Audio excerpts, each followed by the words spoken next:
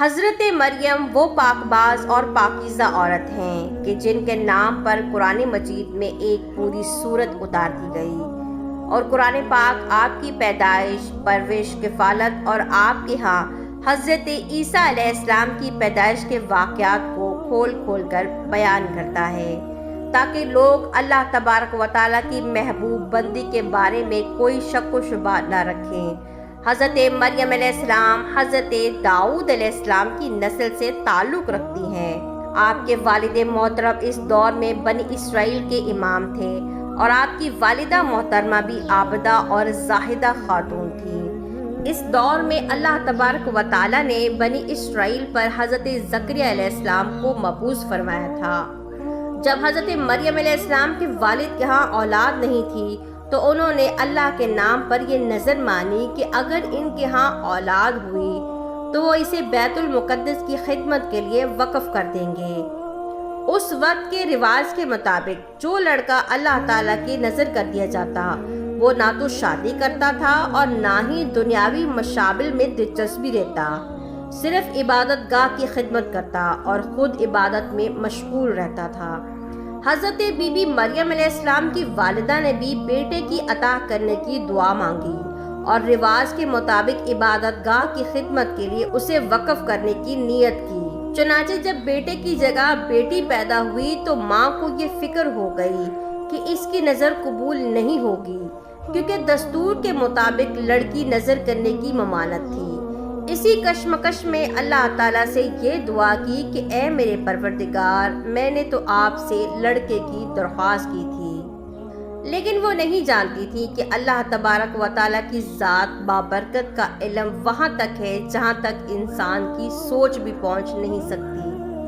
اللہ تعالیٰ نے جس لڑکی کو پیدا فرمایا تھا اس سے دراصل مقدس ماں بنانے کا مقصد تھا، جس سے ایک عظیم الشان مبارک و معصوم بیٹے نے پیدا ہونا تھا جو پیدائشی ہی نبی تھا۔ بہرحال واقعے کو آگے بڑھاتے ہیں۔ حضرت مریم علیہ السلام کی پیدائش ہو جاتی ہے اور مدت عرضہ ختم ہوتی ہے تو آپ علیہ السلام کی والدہ محترمہ آپ کو بیت المقدس لے جاتی ہیں تاکہ مجاوروں کے سپرد کر کے اپنی منت کو پوری کریں۔ وہاں کے مجاور آپس میں جھگڑنے لگتے ہیں اور ہر کوئی یہ چاہتا تھا کہ مریم علیہ السلام کی کفالت اسے سپرد کر دی جائے۔ چنانچہ مجاوروں کے درمیان یہ فیصلہ ہوا کہ وہ قلم جس سے وہ تورات لکھتے ہیں پانی میں چھوڑ دیں گے، جس کا قلم پانی کے الٹے بہاؤ میں بہنے لگے گا وہ حضرت مریم علیہ السلام کی کفالت کا حقدار ہوگا۔ اس مقابلے میں حضرت زکریا علیہ السلام بھی شامل تھے۔ ان لوگوں نے اپنے تمام قلم پانی میں ڈال دیے اور اللہ کے حکم سے حضرت زکریا علیہ السلام کا قلم پانی میں الٹا تیرنے لگا۔ چنانچہ حضرت مریم علیہ السلام کی کفالت کا ذمہ حضرت زکریا علیہ السلام کو دے دیا گیا۔ حضرت زکریا علیہ السلام کی بیوی حضرت مریم علیہ السلام کی خالہ تھی، چنانچہ ان سے بڑھ کر ان کی پرورش کوئی نہیں کر سکتا تھا۔ اسی طرح حضرت مریم علیہ السلام بیت المقدس میں رہائش پذیر ہو گئیں۔ آپ کے لیے ایک مخصوص کمرہ تیار کیا گیا جہاں حضرت زکریا علیہ السلام کے علاوہ اور کسی کو بھی آنے کی اجازت نہ تھی۔ آپ دن رات اللہ تعالیٰ کی عبادت میں مشغول رہتی تھیں۔ جب بھی حضرت زکریا علیہ السلام آپ کے پاس آتے تو وہ حیران ہو جاتے، کیونکہ آپ کے پاس بے موسمی پھل موجود ہوتے تھے۔ گرمیوں کے پھل سردیوں کے موسم میں اور سردیوں کے پھل گرمیوں کے موسم میں آپ کے حجرے میں موجود ہوتے تھے۔ حضرت زکریا علیہ السلام حیران ہو جاتے اور بی بی مریم سے سوال پوچھتے کہ اے مریم، یہ پھل کہاں سے آتے ہیں؟ کون دے کر جاتا ہے تمہیں؟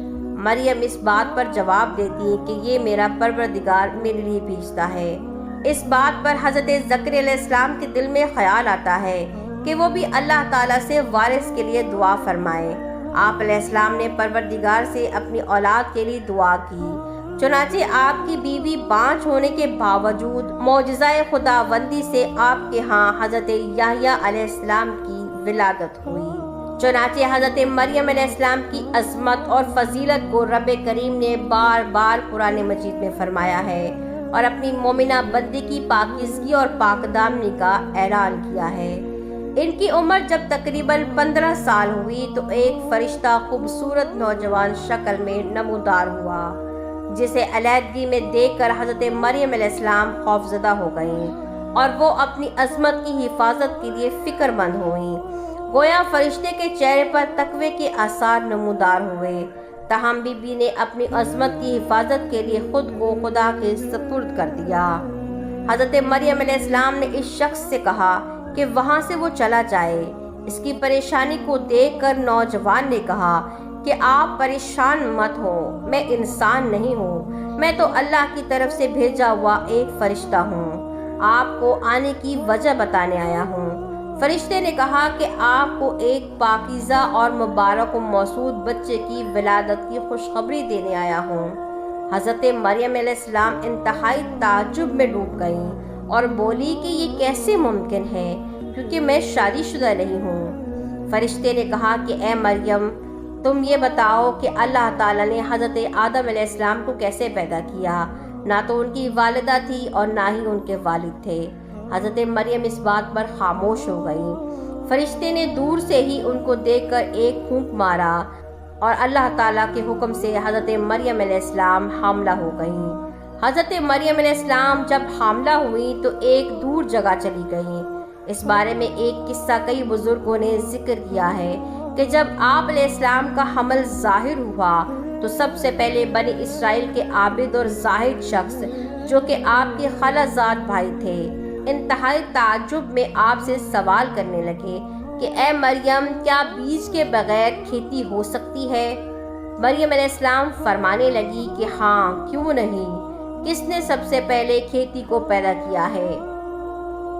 پھر اس شخص نے پوچھا کہ اے مریم، کیا مرد کے بغیر اولاد ہو سکتی ہے؟ تو فرمایا جی ہاں، اللہ تعالیٰ نے حضرت آدم علیہ السلام کو بغیر ماں اور باپ کے پیدا فرمایا ہے۔ پھر کہا کہ اے مریم، اچھا اپنی خبر دو۔ حضرت مریم علیہ السلام نے فرمایا کہ اللہ تعالیٰ نے مجھے خوشخبری دی ہے، اپنی طرف سے ایک نشانی مسیح عیسی ابن مریم ہوگا، دنیا اور آخرت میں صاحب مرتبہ ہوگا اور لوگوں سے بچپن اور بڑھاپے میں کلام کرے گا۔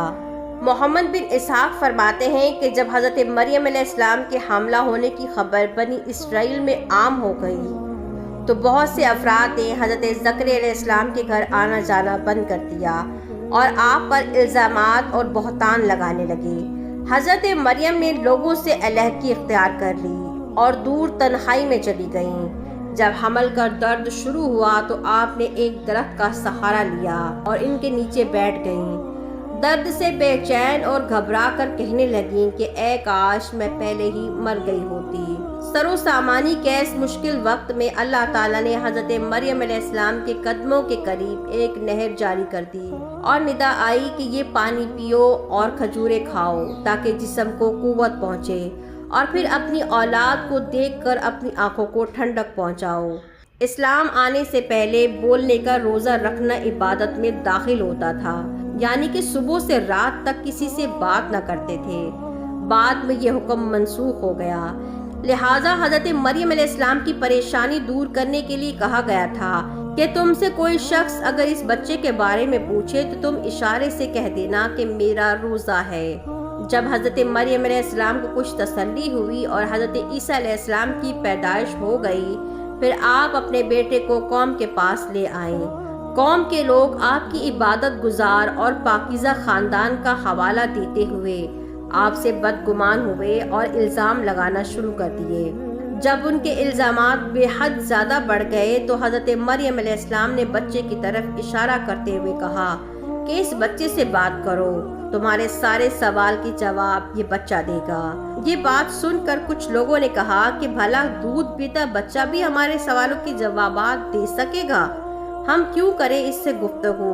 قوم کا یہ کلام سن کر حضرت عیسیٰ علیہ السلام نے تقریر شروع کر دی، جس کا ذکر قرآن پاک میں اللہ تعالیٰ یوں فرماتے ہیں، اور جب بچے نے فرمایا کہ میں ہوں اللہ کا بندہ، اس نے مجھے کتاب دی اور مجھے نبی کیا، اس نے مجھے مبارک کیا، مجھے نماز اور تقوی کی تاکید فرمائی، جب تک میں جیوں اپنی ماں سے اچھا سلوک کرنے والا، اور مجھے زبردست بدبخت نہیں بنایا، اور سلامتی ہے مجھ پر جس دن میں پیدا ہوا اور جس دن میں مروں گا اور جس دن زندہ اٹھایا جاؤں گا۔